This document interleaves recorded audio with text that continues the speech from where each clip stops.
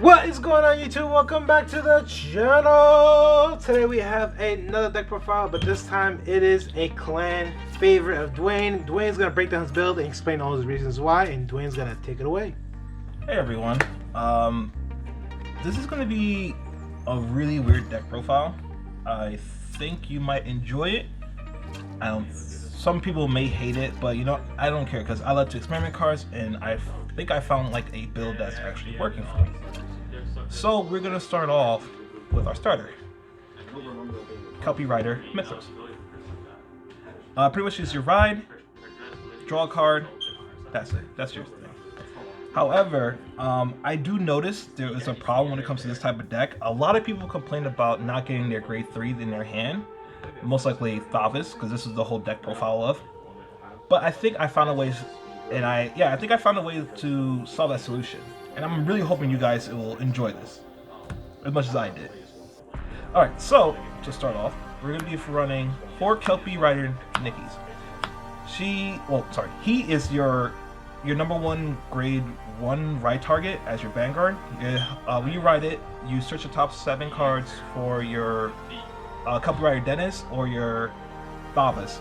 Drew to your opponent and put it in your hand. Not only that, he has a rearguard effect that where you rest it, soul charge one, and put a card from your discard pile to the bottom. It has to be a normal unit, okay? That's a key thing, normal unit. Next grade 1 we're going to be playing is we're going to be playing 4 Barrages.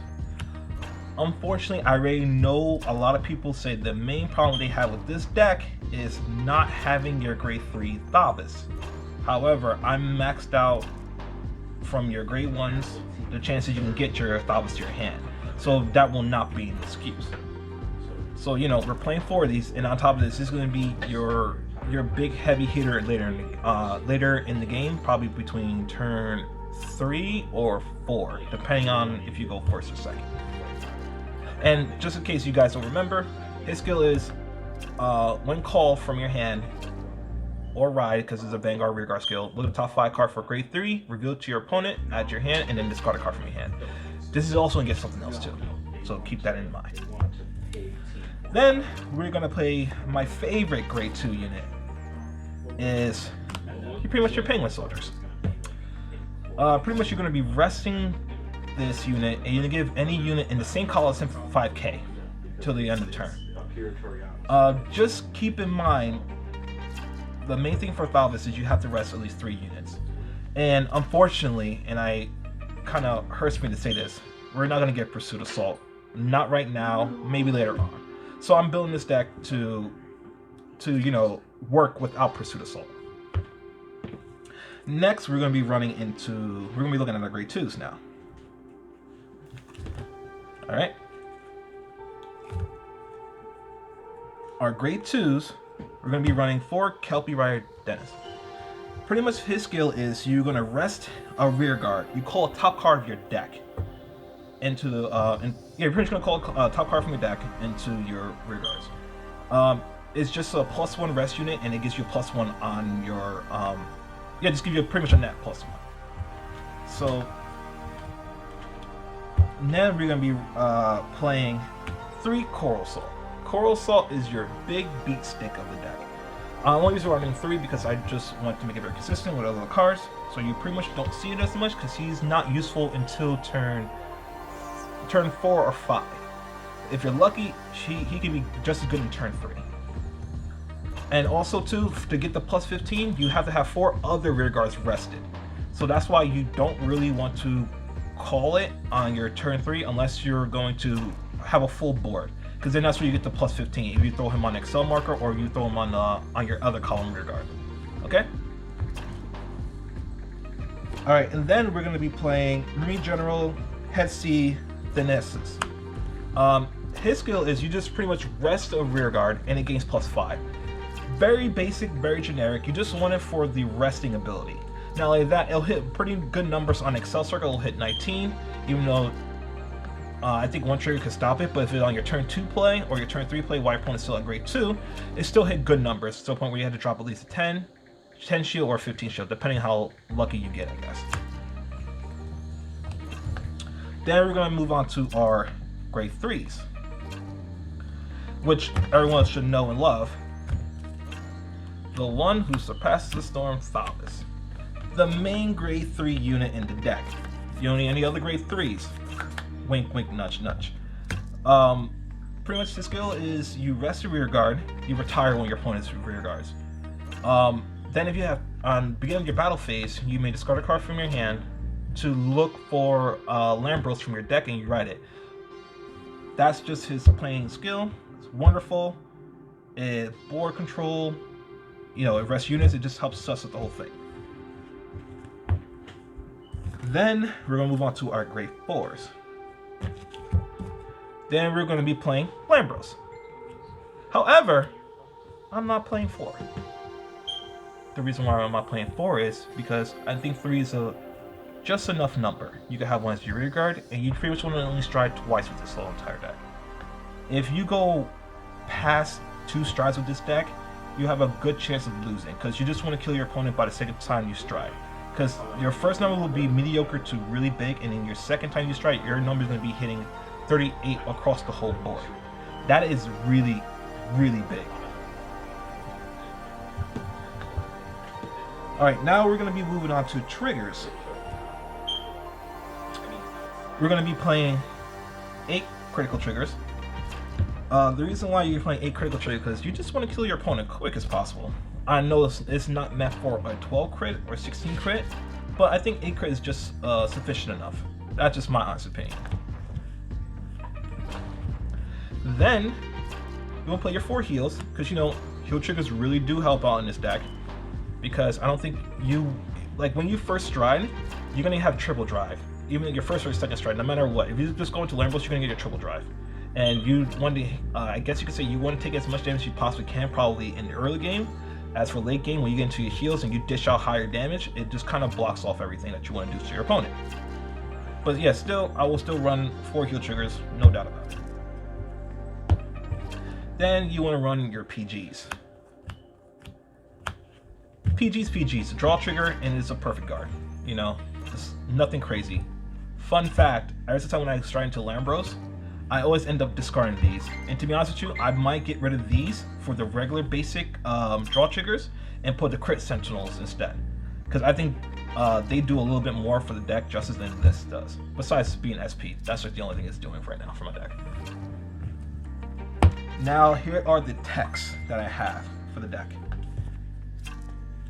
I play 3 techs, which I know a lot of people might look at me like I'm a crazy fool.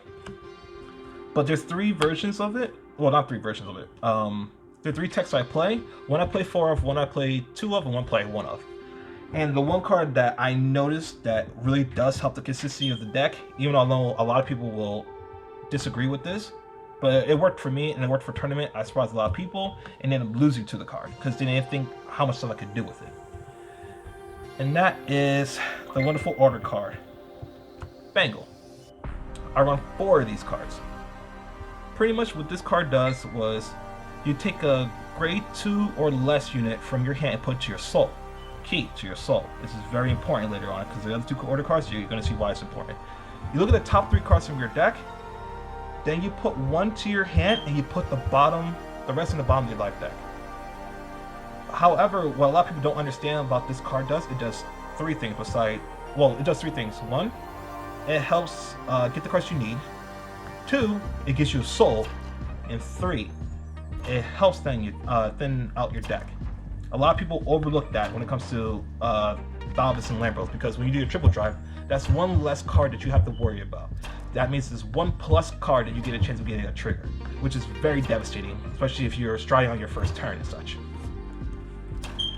Now the second card, which a lot of people, I call a lot of people by a big surprise.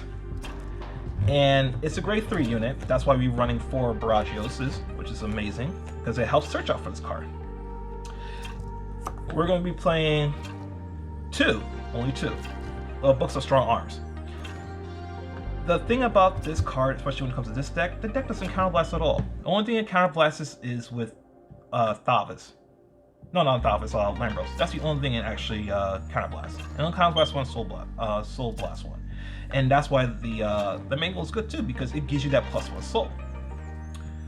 So, you know, when you have to destride and everything, like, you don't have like to waste your whole entire soul, or you just can't really restand your Vanguard. I mean, not restand your Vanguard, restand your rear guard, because you'll have no soul when you do it by turn 3, because you only have 3 cards left in your soul. This gives you +1, so you can always have a card you can still rewrite into it during the end phase.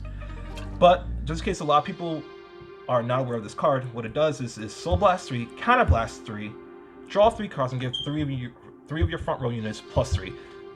This card, you never want to give power to your Vanguard, because when you stride into Lambros, it will lose a 10k.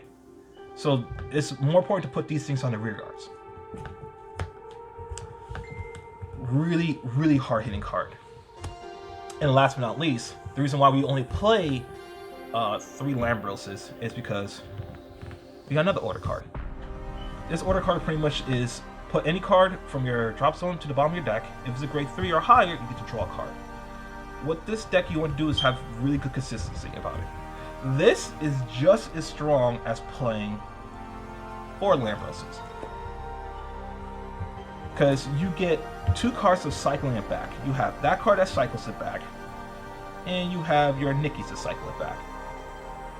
And to me, 5 cards is better than 4 cards when it comes to cycling stuff back.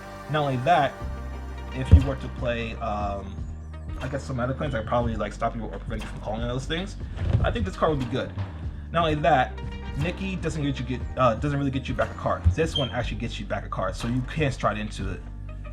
When you have like 1 card left in your hand, you top deck that compared to top decking this, and you're missing 1 unit to rest.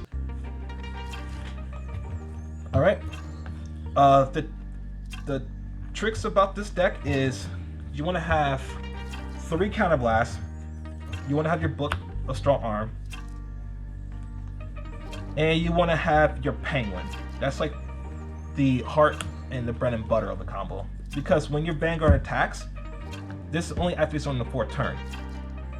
You get to retire it, so you get to countercharge. Only if you have 3 damage, you waste all 3 to use that.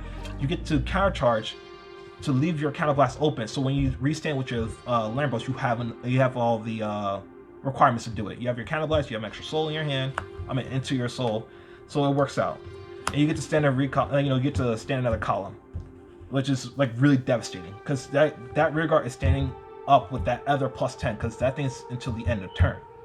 So imagine if your opponents are at grade 3 and you're ready at grade 3, and you're ready to give this on to a rear guard. He gets +10 from that, and then you have your Lambros that gives another 10. That's +20 without any triggers. And if you have any extra triggers, you just throw them on there. So that guy's going to hit a really big column. Either your opponent's going to PG that, or they're going to drop a lot of cards, or they're going to most likely lose. Because you might be swinging for 2 damage or 3 damage, depending on what you got in your drive checks for criticals. Alright, so that is the end of this deck profile. I really hope you guys try it. Let me, give me some feedback, what you think about it. And, I'll be working on a couple other builds on it. Maelstrom is almost done. I'm not too sure if I want to show it yet, but I'm willing to do it. But I need some time because I want to perfect the deck. Alright, and that's the end of my deck profile. Remember to comment, like, subscribe, and even share it to all the other Aqua Force players out there, and let me know what you think. And one very important message, guys, we are in need of a couple, well, actually, you know what? We need 4 Maelstrom ASRs. I repeat, we need 4 Maelstrom ASRs. Message us on Facebook if you guys can, or message me directly, Henry Rico, on Facebook, and we will make a deal. Again, we're in need of 4 Maelstrom ASRs, and we got the money to buy them. Flex. Deuces.